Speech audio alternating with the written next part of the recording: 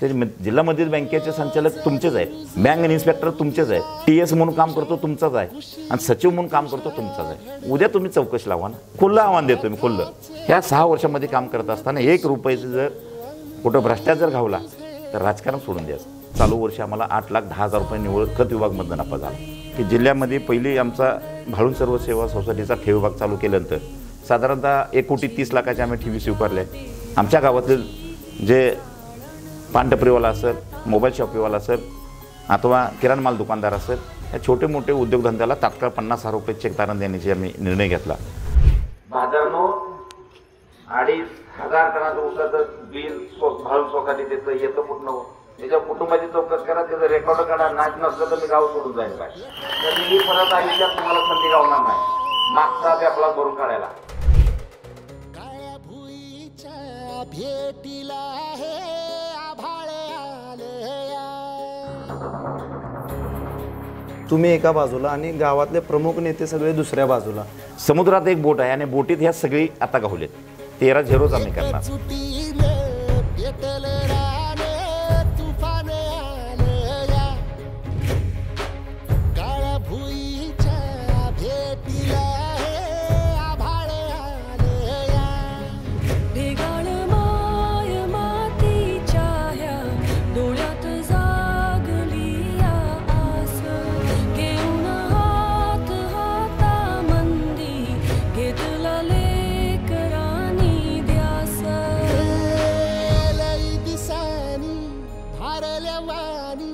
शिवार झालं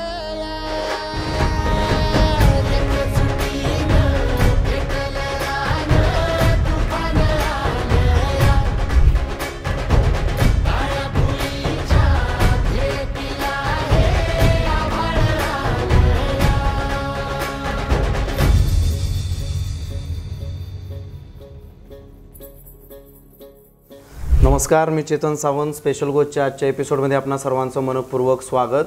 आज आपण आलेलो आहोत सांगली जिल्ह्यातील खानापूर तालुक्यातील भाळवणी या गावात. निमित्त आहे सोसायटीची निवडणूक. महाराष्ट्राच्या ग्रामीण अर्थव्यवस्थेचा कणा किंवा प्रामुख्याने पश्चिम महाराष्ट्रात ज्याला अर्थव्यवस्थेची जीवनवाहिनी म्हटलं जातं ते म्हणजे सर्वसेवा सोसायटी. आणि त्याच्या निवडणुकांचं वारं संपूर्ण राज्यामध्ये सुरू आहे. आणि त्यातल्या त्यात खानापूर तालुक्यातील भाळवणी या गावामध्ये अत्यंत हाय व्होल्टेज अशी निवडणूक पार पडत आहे. अगदी 2 दिवसावरती मतदान आलेलं आहे. आणि तर त्याच अनुषंगाने आपण स्पेशल गोष्टच्या माध्यमातून ह्या 5 वर्षाचा लेखाजोखा असेल किंवा भविष्यातील विजन असतील तर ज्यांच्याकडे सत्ता होती 5 वर्षाची ह्या भाळवणी सर्वसेवा सोसायटीची, त्या स्वाभिमानी बळीराजा पॅनलचे सर्व असतील किंवा पॅनल प्रमुख म्हणून संजय मोहिते साहेब यांच्याशी आपण हितगुज साधणार आहोत, संवाद साधणार आहोत. आणि त्यासोबतच त्यांचे भविष्यातील विजन, विरोधकांच्या आरोपांना ते कशा प्रकारे उत्तर देत आहेत, ह्या सगळ्या गोष्टी आपण जाणून घेणार आहोत. नमस्कार मोहिते साहेब, स्पेशल गोष्टमध्ये तुमचं मनपूर्वक स्वागत. आपण थेट सुरुवात करूया.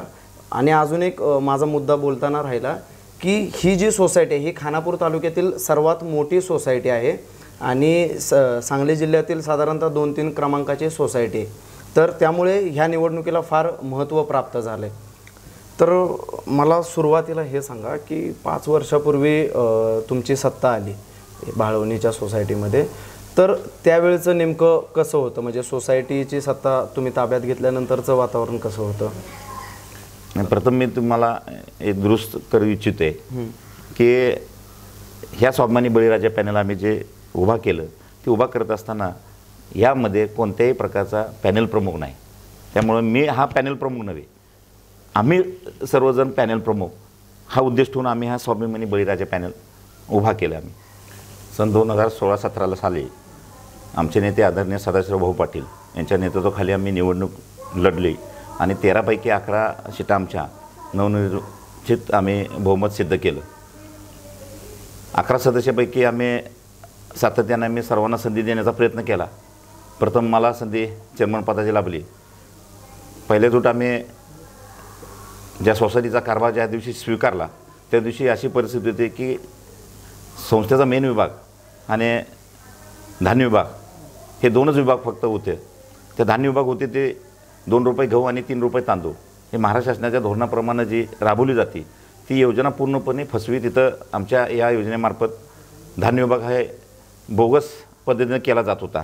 ती पहिल्यासुद्धा आम्ही कारभार स्वीकारल्यानंतर ज्या लाभार्थ्याचा 2 रुपये गहू आणि 3 रुपये तांदूळ आणि रॉकेल ही जी सिस्टीम होती त्या लाभार्थ्याला आम्ही देण्याचा प्रयत्न केला आणि स्वच्छ आणि पारदर्शक काम आम्ही त्या 6 महिन्यामध्ये की जेणेकरून खानापूर तालुक्यातलं एक आदर्श धान्य विभाग असेल हे आम्हाला गणलं गेलं.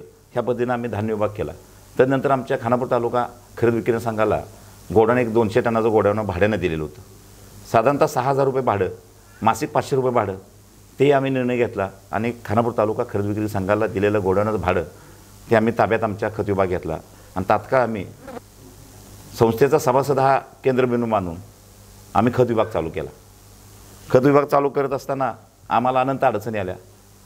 साधारणतः 21 लाख रुपये CC जिल्हा मध्य बँकेची केली आणि खत विभाग आम्ही चालू केला. खत विभाग चालू करत असताना आमच्यासमोर स्पर्धात्मक खानापूर तालुका खरेदी विक्री संघ सर्वात मोठा असणारा आमच्यासमोर आणि त्यांच्यासमोर आम्ही अशी तुलनात्मक आम्ही काम करत असताना सुद्धा एखादा ग्राहक त्यांच्यामध्ये असणारं DAPचं पोत असेल, MOPचं असेल, अन्यथा कोणतेही लागवड त्याचा माफक दर आणि आमचा माफक ह्याची जी तफावत जर बघितली तर बघता बघता आम्हाला ह्या 2 वर्षामध्ये 2-2.25 कोटीचा टर्नओव्हर आमच्या संस्थेचा झाला आणि साधारणतः पहिल्या वर्षी 2.5 लाख रुपये नफा झाला, दुसऱ्या वर्षी आम्हाला 4.5 झाला आणि ह्या चालू वर्षी आम्हाला 8,10,000 रुपये निव्वळ खत विभागमधून नफा झाला. त्यानंतर आम्ही ठेव विभाग हा चालू करण्याचा निर्णय घेतला आणि जिल्ह्यात मी पहिले अभिमानानं सांगेन की जिल्ह्यामध्ये पहिली आमचा भाळून सर्व सेवा सोसायटीचा ठेव विभाग चालू केल्यानंतर साधारणतः आज आम्ही 2 वर्षे पूर्ण आम्हाला ठेव विभाग झाली. साधारणतः 1,30,00,000 आम्ही ठेवी स्वीकारल्या.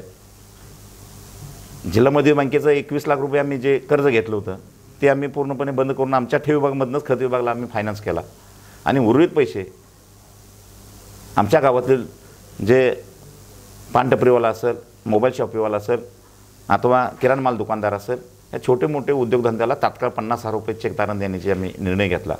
मी तुम्हाला म्हणजे 5 वर्षात तुम्ही काय कामं केली हे विचारल्यानंतर तुमची विकासाची यादी एवढी मोठी आहे की मला नाही वाटत की मला दुसरा प्रश्न विचारायची संधी मिळेल.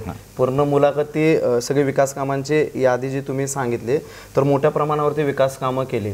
आता तुम्ही जो हार्वेस्टर मशीनचा जो उल्लेख केला तर मी सर्व प्रेक्षकांना सांगू इच्छितो की हार्वेस्टर मशीन घेणारी ही राज्यातली पहिली सोसायटी भाळवणी ठरली. मग त्यांनी नुसती हार्वेस्टर मशीन घेतलीच नाही तर ती यशस्वीपणे ती चालवली देखील आणि शेतकऱ्यांना खऱ्या अर्थाने लाभ मिळवून देण्याचा त्यांनी प्रयत्न केला. तर त्यांची ही जी नाविन्यपूर्ण जी ही संकल्पना होती तर ती नेमकी काय होती आणि ती नेमकी त्यांना कशी सुचली तर हे आपण जाणून घेऊयात. कसं तुम्हाला असं सुचलं की म्हणजे राज्यात कोणी तो असा प्रयोग केला नाही तर ते हार्वेस्टर मशीन घ्यावी असं का वाटलं तुम्हाला? जिल्हाभर विकास सोसायट्यांना ॲग्री इन्फ्रास्ट्रक्चर योजनेअंतर्गत प्रस्ताव आला जिल्हा मध्य बँकेचा आणि साधारणतः 1 ते 13 कॉलमपर्यंत आपल्याला प्रस्ताव दिले होते की वेगवेगळ्या विकास सोसायटीनं गोडाऊन उभारणी करावी, एखादा प्रोजेक्ट कोणताही उभा करावा, बाजार उभा करावा, एखादा फॅक्टरी उभा करावी. ह्या माध्यमातून करत असताना आम्हाला एक दळणवळण वाहतूक म्हणून 7 नंबरला कॉलम त्यांनी दिला होता. दळणवळण वाहतूक या योजनेअंतर्गत शेतकऱ्याचा कच्चा माल हा मार्केटपर्यंत नेईपर्यंत जी लागणारी जी यंत्रणा आहे ती देण्यासाठी आपल्याला जिल्हा मध्यवर्ती बँक आपल्याला प्राधान्य देणार. या उद्देशाने आम्ही शेतकऱ्याचा कच्चा माल हा ऊसाचं क्षेत्र आम्ही लक्षात घेता आम्ही हा नाबार्डला सुद्धा प्रस्ताव दिला की जर आम्ही हार्वेस्ट मिशन घेतली तर इथली असणाऱ्या भौगोलिक परिस्थिती लक्षात घेता शेतकऱ्यांना चांगल्या पद्धतीनं आम्ही मदत करू शकतो आणि ती यशस्वी होऊ शकतो. या माध्यमातून हार्वेस्ट मिशन घ्यायचा निर्णय घेतला. नाबार्डने एका मिनिटात आम्हाला मंजुरी दिली. जिल्ह्याचे धानूकर म्हणून साहेब आहेत आणि राज्याचे सचिव म्हणून रावत म्हणून आहेत. ह्यांनी हा प्रस्ताव मान्यता दिली आणि आम्हाला 1 कोटी मंजूर केलं. 1 कोटी मंजूर करत असताना हार्वेस्ट मिशन 2 ट्रॅक्टर आणि इनफिडर ही सिस्टीम ह्या योजनेअंतर्गत होती. ही हार्वेस्ट मिशन घेत असताना ह्या पाठीमागं असणारे 6 ट्रॅक्टर आम्हाला घेणं उचित होतं. ही संस्था सगळं करणं शक्य नव्हतं म्हणून आम्ही असणाऱ्या भाळवण गावातली 6 सभासदांना आम्ही प्राधान्यक्रम प्राप्त आम्ही दाखवलं की असे कोण या योजनेअंतर्गत खाली जर एखादं ट्रॅक्टरवाले येत असतील काम करायची इच्छा ज्याची असेल त्याने तुम्ही प्राधान्याने या. परंतु काम करत असताना काही लोकांना असं वाटलं ही योजना करत असताना ही यशस्वी होईल नाही होईल या भूमिकेनं लोकांनी आमच्या अविश्वास दाखवला. परंतु ज्या 5 ते 6 सभासदांनी माझ्यावर विश्वास टाकला ते 100% आम्ही त्या ट्रॅक्टर घेत असताना कंपनीला सुद्धा आम्ही 6 ट्रॅक्टरना विनंती केली. 6,22,000च्या आसपास त्या ट्रॅक्टरची किंमत होती. थेट आम्ही कंपनीनं ट्रॅक्टर खरेदी केल्यामुळं पर ट्रॅक्टर मागं 85,000 रुपये आम्हाला कंपनीनं आम्हाला अनुदान दिलं. थेट त्या शेतकऱ्याला वर्ग आम्हाला गेलं. त्यामुळे ही योजना करत असताना 6 ट्रॅक्टर मालक, त्यावर 6 ड्रायव्हर आणि या योजनेत हार्वेस्ट मिशन 2 ट्रॅक्टर हे चालवत असताना तिथं 4 लोक अशी जवळजवळ 10 ते 12 लोकांना कुटुंबाला ह्या उदरनिर्वाह ह्याच्यावर उपलब्ध होऊ शकतो. हे गृहीत धरून आम्ही काम यशस्वी केलं आणि करत असताना जिल्हा मध्यवर्ती बँकेला आम्हाला चांगल्या पद्धतीनं ह्या योजनेला आम्हाला प्राधान्य दिलं. आणि मी तुम्हाला अभिमानाने सांगेल की महाराष्ट्रातली विकास सोसायटी पहिली आहे की हार्वेस्ट मिशन घेणारी. माननीय आमदार जयंत पाटील साहेबांच्या हस्ते आम्ही उद्घाटन 1 जानेवारीला केलं आणि 2 महिन्याच्या कालावधीमध्ये उदगीर सहकारी साखर कारखान्याला 6,500 टन ऊस तोडला. तेच मला विचारायचं की तुम्ही मशीन घेतल्यानंतर म्हणजे ह्याच वर्षी तुम्ही मशीन घेतले, गेल्या वर्षी घेतले मशीन, तर त्याचा नेमका लाभ किती लोकांना झाला आणि कशा पद्धतीने झाला? गेल्या वर्षी सीझन आमचा 50% झालेला होता, परंतु 1 जानेवारीपासून सीझन चालू केल्यानंतर साधारणतः 28 फेब्रुवारीपर्यंत आम्ही गेल्या वर्षी मिशन चालवली. 6,500 टन ऊस तोडला आणि 6,500 टन तोडत असताना आम्ही एक भूमिका केली होती. शेतकऱ्याला कोणत्याही प्रकारचा त्रास न देता ती सभासदाच्या मालकीची संस्था आहे, सभासदाच्या मालकीचीच हार्वेस्ट मिशन राहिली पाहिजे. या भूमिकेनं आम्ही काम करत असताना 1 रुपया न देता ऊस तोडणे आपण नियोजन केलं. परंतु काय सभासद जी तुम्ही आता म्हणला त्या पद्धतीनं विरोधकाची भूमिका, ज्याच्या आम्ही क्षेत्रात ऊस तोडायला गेलो तिथंसुद्धा आम्हाला अनुभव वाईट आले. ते त्या आज जे विरोधक आहेत, पॅनल प्रमुख आहेत, ह्यांच्या वावरातच ऊस तोडायला गेली. ते जात असताना आम्ही त्या आणि ते तुमच्यावर आरोप देखील करतात. त्यांचा सुद्धा ऊस आम्ही 3 एकर 1 दिवसात 3 एकर ऊस तोडला आणि मोफत तोडला. परंतु त्या कर्मचाऱ्यांना पाणी सुद्धा त्या बिचारांना दिलं नाही. तेच म्हणतात की मशीन घ्यायची गरज नव्हती. परंतु त्यांच्या ज्या ऊसाच्या क्षेत्रात जे मिशन चालू असताना जे खाली ऊसाच्या कांड्या जे पडते ते सुद्धा आमच्या ट्रॅक्टरवाल्याने भरून स्वतः घेऊन गेले. परंतु चुकीचं ह्याने आरोप करणं, कारखान्यानं जे हार्वेस्ट मिशन आम्ही ऊस तोडणी केली, मोफत ऊस तोडणी केली, परंतु आज त्यांचा आरोप आहे की मिशन घ्यायची गरज नाही. त्यावेळेला आम्ही संचालक मंडळ निर्णय घेतला की 1,000 रुपये जर आपण एकरी ऊसाची तोडणी केली तर इतर बाकीचं मेंटेनन्स भागल आणि त्या पद्धतीनं आम्ही 1,000 रुपये पर एकरी सभासदांना तोडणी चालू केली आणि त्या पद्धतीनं गेल्या वर्षी 2.5 लाख रुपये पावती आमच्या सोसायटीला मिळाली.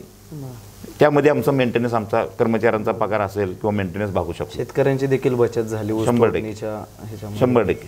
चांगल्या पद्धतीनं ऊसाचा अवरेज मिळालं. तोडणीच्या माध्यमातून सुद्धा कटिंगचा असेल, मेहनतीचा असेल, ही चांगल्या पद्धतीनं लोकांची मागणी झाली की विरोधकांचा अजून एक तुमच्यावरती आरोप आहे की तुम्ही डिव्हिडंडचं वाटप हे फक्त 2 वर्षच केलं, ते प्रत्येक वर्षी न करता, तर त्यात कितपत तथ्य आहे? साधारणतः 2017-18ला आम्ही डिव्हिडंड वाटप केला. आम्ही 16-17ला ज्यावेळेला आलो त्यावेळेला 10% आम्ही डिव्हिडंड वाटप केला आहे. 2017-18ला केल्यानंतर 5% आम्ही डिव्हिडंड वाटप केला आहे. 2018-19ला राज्य शासनाने सर्वात मोठी कर्जमाफी केली, त्यामुळे आमच्या भाळवणी विकास सोसायटीची 2.25 कोटीची कर्जमाफी झाली. म्हणजे थकबाकी किती लोक असतील? जवळजवळ 80-85% लोक थकबाकीत राहील. त्यामुळे त्या वर्षी आम्ही देऊ शकलो नाही. सर्वात मोठी कर्जमाफी होती भाळवणी सोसायटीची, 2.25 कोटीची कर्जमाफी होती.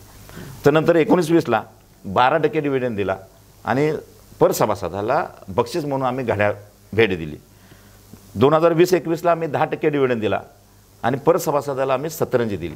ज्या सभासदाचा 10 रुपयेचा शेअर्स आहे, ज्या सभासदाचा 100 रुपये शेअर्स आहे, त्या सभासदाला सुद्धा आम्ही 300, 350, 350 रुपयाची सतरंजी भेट दिली. ज्या सभासदाचा 10 रुपये 100 रुपये शेअर्स आहे त्या सभासदाला सुद्धा आम्ही पर भिंतीचं घड्याळ ही भेट आम्ही दिलं. त्यामुळे हे सभासद जे विरोधक आहे हे बिनबुडाचे आरोप करतात. हे मी तुम्हाला पुरवणीशी दाखवू शकते. हे गेले सातत्यानं 5 वर्ष आम्ही केलेल्या कामाचा लेखाजोखा आहे. हे घेऊन तुम्ही लोकांसमोर आता 100% लोकांसमोर जातोय. आणि दुसरी गोष्ट, पूर्वी काय पद्धत होती की डिव्हिडंड जर दिला जातो ते एका व्हाउचरवर दिला जात होता. बरोबर. एकमेव आमची सोसायटी आहे की आमचा ठेव विभाग असल्यामुळं की 2016-17 पासून त्या सभासदाचा डिव्हिडंड त्यांच्या सेविंग खात्याला अकाउंटवर केलं होतं. तुम्ही अजून 10 वर्षांना 20 वर्षांना जर आला तर त्याच्या अकाउंटवर पैसे जमा केले. पारदर्शकता ही आम्ही सिस्टीम ह्या विकास सोसायटीच्या माध्यमातून आम्ही करू शकलो. विरोधकांनी आरोप करताना असा एक देखील आरोप केला तुमच्यावर की तुम्ही डिव्हिडंड फंड वाटप करताना जो रिझर्व्ह फंड आहे सोसायटीचा, तर तो रिझर्व्ह फंडमधली रक्कम काढून डिव्हिडंडचं वाटप केलं आहे, तर त्याबद्दल काय सांगाल? मी असं म्हणेन की जे विरोधकांच्याकडे गेले 30-35 वर्ष झाले संस्था कामकाज करते, त्यात कितीतरी लोकांचं असं म्हणणं की आम्ही 20-20 वर्ष काम केलं. रिझर्व्ह फंड काढायचा आम्हाला अधिकारच आहे का, हा पहिल्यांदा त्यांनी तपासून घ्यायला पाहिजे होता. हे बिनबुडाचे आरोप केलेत. रिझर्व्ह फंड सातत्यानं आम्ही तुम्हाला सांगितलं आहे की रिझर्व्ह फंड आम्ही ज्यावेळेला आलो तो 2016-17ला त्यावेळेला 35 लाख रिझर्व्ह फंड आता होता, आणि आमच्याकडे 2016-17पासून आल्यानंतर आजपर्यंत 21-22 सालापर्यंत आता रिझर्व्ह फंड साधारणतः आमचा 50 लाखावर आहे. मग सातत्यानं 4 लाख 5 लाख रिझर्व्ह फंडात 25% रक्कम म्हणजे नफ्याच्या 25% रक्कम ही रिझर्व्ह फंडाला वर्ग केली जाते, आणि रिझर्व्ह फंडाची रक्कम ही आम्हाला काढायचा अधिकार नाही. मान्य यार साहेब सहाय्यक निबंधक अधिक तुमचे DDI यांची मान्यता घेऊन काढावं लागेल, परंतु काढण्याचा प्रश्नच उद्भवत नाही. ही संस्था सक्षमपणे उभा राहिली आहे. त्यामुळं फक्त 1 वर्ष आम्ही जे डिव्हिडंड देऊ शकलो नाही, 2019 सालाला शासनानं सर्वात मोठी कर्जमाफी केली, सातत्यानं लोक 2 वर्ष थकबाकीत राहिले, त्यामुळं त्या वर्षी थकबाकी राहिली, त्याच वर्षी आम्ही 1 वर्ष डिव्हिडंड देऊ शकलो नाही, आणि त्या सातत्यानं 5 वर्ष आम्ही डिव्हिडंड दिला. अजून एक तुमच्यावरती आरोप होतो की तुम्ही सोसायटीमध्ये जे शेतकरी भवन बांधले किंवा ते जे अँटी चेंबर तुम्ही तयार केले, तर ते एकदम अत्याधुनिक पद्धतीने आहे किंवा तो अनावश्यक खर्च आहे, तिथे AC बसवला आहे, तर अशा पद्धतीचे देखील आरोप तुमच्यावरती होत आहेत. माझ्या माहितीनं 1985 साली त्या इमारतीची उभारणी केली. त्यावेळेला करत असताना ग्राउंडला तळघर म्हणून जे साधारणतः 250 स्क्वेअर फूटची एक होती, आणि लहानसा एक साधारणतः 100 स्क्वेअर फूटचा एक गाळा होता. तो जो गाळा आहे ते सांगली जिल्हा मध्यवर्ती बँकेला भाड्यानं दिला होता. 2,500 रुपये भाडं होतं फक्त त्या गाळ्याला. वरच्या 2,500 रुपये 900 स्क्वेअर फूटला भाडं होतं. खाली असे ते आडगळ होती. त्या जिल्हा मध्यवर्ती बँकेनं तिथं जे दप्तर आहे दोन्ही गाळं वापरत होतं. आम्ही संचालक मंडळाने निर्णय काय घेतला की इथली भौगोलिक आपली परिस्थिती बघता आपलं सातत्यानं आज 5 कोटीचा 20 कोटीवर ताळेबंद गेला आहे. आपण खत विभाग चालू केला, आपण ठेव विभाग चालू केला, आपण धान्य विभाग चालू केला, हार्वेस्ट विभाग चालू केला. हे विभाग चालू करत असताना राज्य लेवलची राज्य सचिव गोयल म्हणून होते, हे आमच्याकडं ह्या संस्थेला भेट द्यायला लागले. आदरणीय आमच्याकडं खासदार संजय काका आले, आदरणीय आमचे आमदार मोहनराव कदम शेठ आले, असे अनेक मान्यवर आपल्या संस्थेला भेट द्यायला लागले. अनेक विविध विकास सोसायटीचे माणसं आपल्याकडे भेट द्यायला लागली. काळाची गरज आहे. मग आम्हाला बसायला जागा नसताना आमच्या हक्काच्या संस्थेत ते सुसज्ज करणं हे गैर काय? आणि ते करत असताना इमारतीमध्ये साधारणतः जी इमारत जुनी आहे त्या इमारतीमध्ये साधारणतः तिथली हाईट जर बघितलं तर 8 फुटाची हाईट आहे. त्या हाईटमध्ये आम्ही फॅनसुद्धा लावू शकत नाही. काळाचे AC आता सर्वसामान्य घरात जर गेला तर AC आहे. ह्याच्यावर एवढं साम्राज्य उभा करणं, त्यापेक्षा विकास सोसायटी पूर्वी काय होती आणि आत्ता काय होती ह्याच्यावर विजन त्यांनी विरोधकांनी ठेवलं पाहिजे होतं. ह्यांनी सुद्धा हे काम करत असताना ही आज संस्था काय परिस्थिती आहे, उद्या आपण कशा पद्धतीनं पुढं नेली पाहिजे ह्याच्या बाबतीत ते कोणत्याही पद्धतीने व्हिजन बोलत नाहीत. परंतु ह्यांचा चुकीच्या पद्धतीनं आरोप, घड्याळमध्ये पैसे खाल्ले, सतरंजीमध्ये पैसे खाल्ले, तुमच्या हार्वेस्ट मिशनमध्ये पैसे खाल्ले, असा चुकीच्या पद्धतीनं आरोप करतात. मला खात्री आहे 2300 सभासदांच्या आम्ही 2337 सदस्यापर्यंत जर गेलो, एक हे तुम्हाला असा हे राजकीय व्यक्ती जर सोडली असा कोणताही सभासद आमच्यावर आरोप करणार नाही. कारण तेवढं आम्ही काम करत असताना निस्वार्थीपणाने त्या संस्थेत संचालक मंडळसुद्धा जे मासिक मिटिंगला चहा असेल किंवा इतर प्रमुख पाहुणे जर कोणत्याही प्रकारचं आलं ते 1 रुपये संस्थेच्या खर्चामध्ये टाकलेलं गेलं नाही. हे सर्वसाधारण वार्षिक सर्वसाधारण सभा दरवर्षी केली जाते, त्याला वाचन केलं जातं. त्या वाचनमध्ये कोणत्याही प्रकारचा आमचा खर्च मेंटेनन्स हा कोणत्याही संचालक मंडळाचा नाही. पूर्वी काय होतं ना आता काय होतं हे सगळ्या उघड्या डोळ्यानं गावातल्या सभासदांनी बघितलं आहे. मला खात्री आहे विरोधकांनी किती जर आरोप केले तर त्यात कोणत्याही प्रकारचं तथ्य नाही. तुम्ही म्हटलं की सर्वसाधारण जे सभासद आहे त्यांचा आम्हाला पूर्णपणे पाठिंबा आहे. तर आता तुम्ही प्रचाराच्या दरम्यान असेल किंवा ह्या अगोदर पण तुम्ही सभासदांपर्यंत पोहोचला तर काय अभिप्राय येत होता सभासदांचा, काय त्यांचं काय म्हणणं आहे? आजची परिस्थिती अशी आहे की गेले 10-15 वर्ष ज्यांनी सरपंचपद भोगलं आहे, 35 वर्ष कारखाने डायरेक्टर आहेत, अशी वेगवेगळ्या मी तुम्हाला मगाशी सांगितलं त्याप्रमाणे यांनी आता ते दहशत निर्माण करायला लागलेत सभासदांच्यावर. तिकडं जायचं नाही, फिरायचं नाही, नोकरीला मुलाला काढून टाकेल, काय लोकांना आमिष दाखवायला लागलेत की तुला नोकरी लावतो, या चुकीच्या पद्धतीनं सगळी यांची दिशाभूल करण्याचा प्रयत्न आहे. सर्वसामान्य कुटुंबातले लोक आहेत, ते स्पष्टपणे आम्हाला सांगतात, चेअरमन साहेब गेले 5 वर्षात काम केलेलं हे राज्यभर सगळा ह्या संस्थेने डंका पेटवला आहे, 100% आम्ही तुमच्या पाठीमागे आहे. त्यामुळे मला खात्री आहे की येणार सभासद साधारणतः मला खात्री आहे की साधारणतः 150 ते 200च्या फरकानं आमचं पॅनल यांना काहीच अडचण होणार नाही. अजून एक विरोधकांचा आरोप आहे तुमच्यावर की सोसायटी जी इमारत आहे सोसायटीची, तर ती तुम्ही इतर संस्थेकडे घाण ठेवली असा जो आरोप आहे, तर त्याबद्दल काय सांगाल? इतर संस्थेकडे घाण ठेवली म्हणजे कोणत्या संस्थेकडे ठेवली? भारतीय सहकारी बँकेकडे ठेवली, राज्य सहकारी तुमच्या कोणत्या बँकेकडे ठेवली, बँक ऑफ इंडियाकडे ठेवली? ही जी संस्था आहे ही जिल्हा मध्यवर्ती बँकेच्या अंडरखाली काम संपते. विकास सोसायटी हे 2% मार्जिनवर काम करते आणि पूर्णपणे जिल्हा मध्यवर्ती बँकेला फायनान्स हा सांगली जिल्हा मध्यवर्ती बँकेचा. विकास सोसायटीला सर्व महाराष्ट्रातल्या विकास सोसायटी जिल्हा मध्यवर्ती बँक फायनान्स करते. आज आमची अशी परिस्थिती आहे, एखाद्या सभासदाला आम्ही 10,000 रुपये जर पीक कर्ज द्यायचं असेल तर त्याच्या खात्याला 50,000 रुपयेची ई करार केला जातो. 7/12मध्ये जोडलं जातं की 50,000 रुपयेच कर्ज. त्या सभासदानं कर्ज तेवढं घेतलेलं नसतं. एखाद्या सभासदाने 1,00,000 रुपये जर पीक कर्ज घेतलं तर त्याच्या 7/12 ई करारावर पीक 5,00,000 रुपयाचं कर्ज घेतलेला असा ई करार असतो. त्या पद्धतीनं आपल्या विकास सोसायटीला आमचा ताळेबंद किती आहे? आज 20 कोटीचा ताळेबंद आहे. आम्ही संस्थेचं जिल्हा मध्यवर्ती बँकेचं पैसे किती घेतलं तर 16.5 कोटी रुपये घेतले. आमची 20 कोटीचं भाग भांडवल आहे ना, 2-2.5 कोटीची आमची प्रॉपर्टी असणारी संस्था आहे. आमच्या विकास सोसायटीची इमारत आहे. कलेक्टर साहेबांनी आम्हाला जे गोडाऊन दिलं 1972-75ला दिलं, कैलासवासी यशवंतराव घोरपडे काकांनी जिल्हाधिकाऱ्यांच्याकडून जी गोडाऊनला 10 गुंठाची जागा घेतली ती मान्य जिल्हाधिकाऱ्यांनी दिलेली जागा आहे. त्यामुळे त्या जिल्हाधिकाऱ्याचे दिलेल्या जागेवर अजून विरोधकाला माहिती नाही, बिनबुडाचा आरोप करते की बोजा चढवला. ह्याचा अर्थ सांगली जिल्हा मध्यवर्ती बँकेनं आपल्याला 1 कोटी रुपये हे बिना व्याजी दिलेत. जे हार्वेस्ट मिशन जे घेतलेले त्याला कोणत्याही प्रकारचं व्याज नाही, 1% व्याजदरानं पैसे दिलेत. आणि ते दिल्यानंतर आमच्या संस्थेत जिल्हा मध्यवर्ती बँकेनं सोसायटीला दिल्यानंतर त्याचं क्रमप्राप्त तुम्ही 7/12 विकारावर चढवू शकता. आज तुम्ही आम्ही घेतलं तर का चढवणार नाही? त्यामुळे जिल्हा बँकेचं जी प्रोसेस ती करावं लागेल. हे विरोधकांना जे एखाद्या बँकेत कर्ज घेतलं जातं ते कर्ज त्यांना बिन पैशाचं बिन तारांचं दिलं जातं का? परंतु माझ्याकडे सुद्धा त्या संस्थेचा 7/12 आहे. ही माझ्या संस्थेचं 7/12 आहे, गोडाऊनचा 7/12 आहे. इथं कोणत्याही प्रकारचं तुम्हाला कुठं इथं कोणत्या बँकेचं बोजा चढलेलं क्षेत्र तुम्हाला दिसतंय का? बघा. पण विनाकारण विरोधकांचा आरोप काय नाही. गेली 5 वर्ष आम्ही सातत्याने काम स्वच्छ आणि पारदर्शक काम केलं. परंतु विरोधकांनी तुमच्यावरती वैयक्तिक आरोप देखील केले की हार्वेस्टर मशीनची जी डिझेलची बिल आहेत ती तुम्ही वैयक्तिक तुमच्या वाहनांमध्ये देखील वापरले असा देखील आरोप केला तुमच्यावर. वस्तुस्थिती त्यांना माहिती नाही. गावात 2 दिवस मिशन फिरवणे आणि ऊस तोडणीसाठी जाणारे हे जे जाणारे क्रमप्राप्त आहे.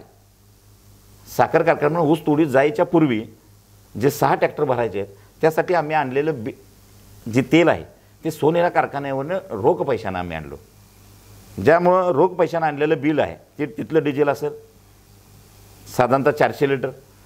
नंतर जे 2 ट्रॅक्टर आम्ही खरेदी घेतलं भाळून सर्व सेवा सोसायटीचं सांगलीमध्ये, ते 2 ट्रॅक्टर भाळूनपर्यंत आलं. ते 2 ट्रॅक्टर इथून इनफिल्टर बनवायसाठी बारामतीला गेलं. इनफिल्टर बनल्यानंतर परत बारामतीतून इथं आलं. साधारणतः 1 महिन्याचा खर्च हा डिझेलचा आहे. ते जे डिझेलचा खर्च आहे त्याच्या पावत्या आज जर तुम्ही गेला संस्थेत बघायला तुम्हाला मिळतील.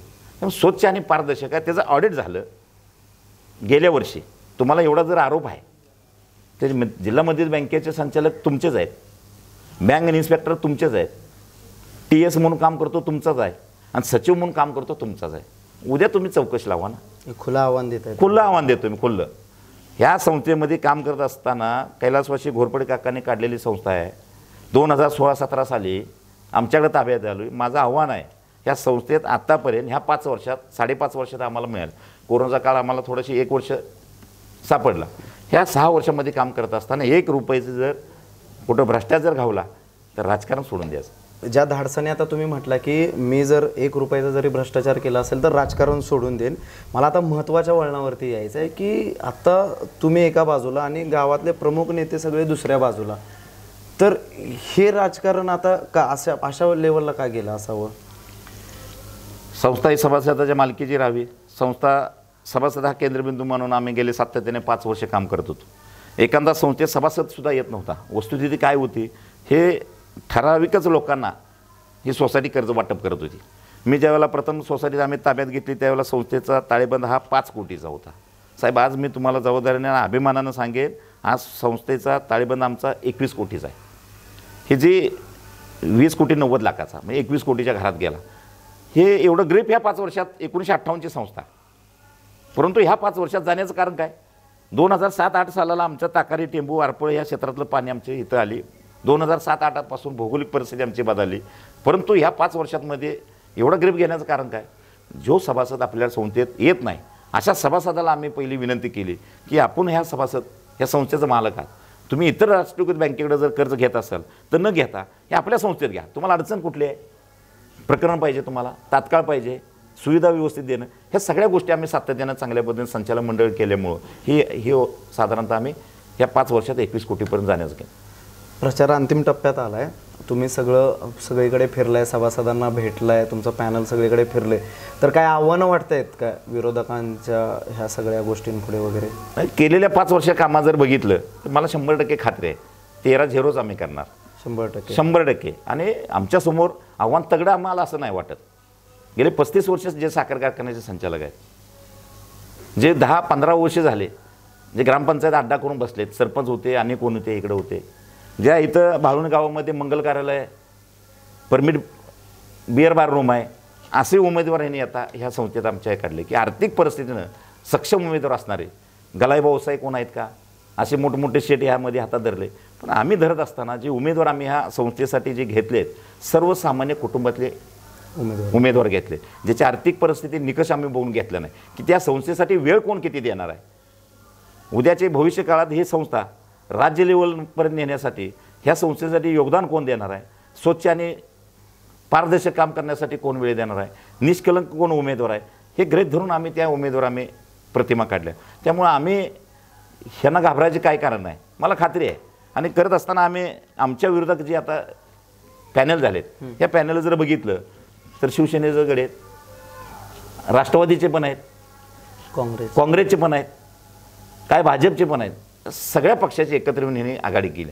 मला खात्री आहे गेले 5 वर्ष आम्ही स्वच्छ आणि पारदर्शक काम केले, लोकांच्या विश्वासात राहून काम केले. तुम्ही काल संध्याकाळच्या तुमच्या भाषणामध्ये देखील म्हटलं की सभासदांना संधी आहे की हे जे सगळे विरोधक एका जहाजात आले ते जहाज उलटवून टाकण्याची संधी आहे, असं भाषणात बोलला तुम्ही काल. 100% या विरोधकांची अशी परिस्थिती आहे, जे पॅनल प्रमुखच आहेत गेले 7 वर्ष थकबाकीत आहेत, त्याने अद्याप एक रुपये भरला नाही.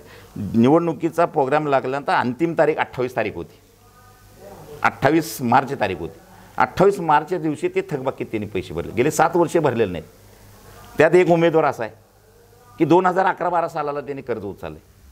आज तारीख 22 आहे, साल 22 आहे, त्या 22 सालापर्यंत त्यांनी अद्याप कर्ज भरलेलं नव्हतं. ते 13.5 लाख रुपये त्यांनी त्या शेवटच्या दिवशी पैसे भरले. आणि हे पैसे भरत असताना ह्यांनी वर्गणी करून भरले की जेणेकरून पॅनल यांचं होत नव्हतं. साखर कारखान्याचा सम्राट त्यांनी ह्यामध्ये घेतला.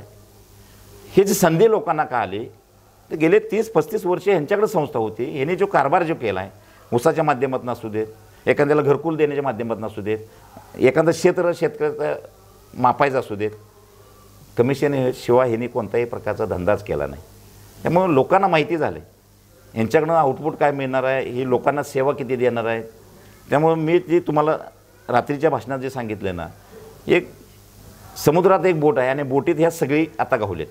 एकही असा पुढारी नाही की जे उमेदवार आहेत ते सगळे उमेदवार पुढाऱ्याच्या घरातलीच आहेत, स्वतः पुढारी आहेत, अधिक त्यांच्या घरात घेतलेत, अधिक आर्थिक परिस्थितीनं सक्षम असणारे अशी लोक त्यात घेतलेत.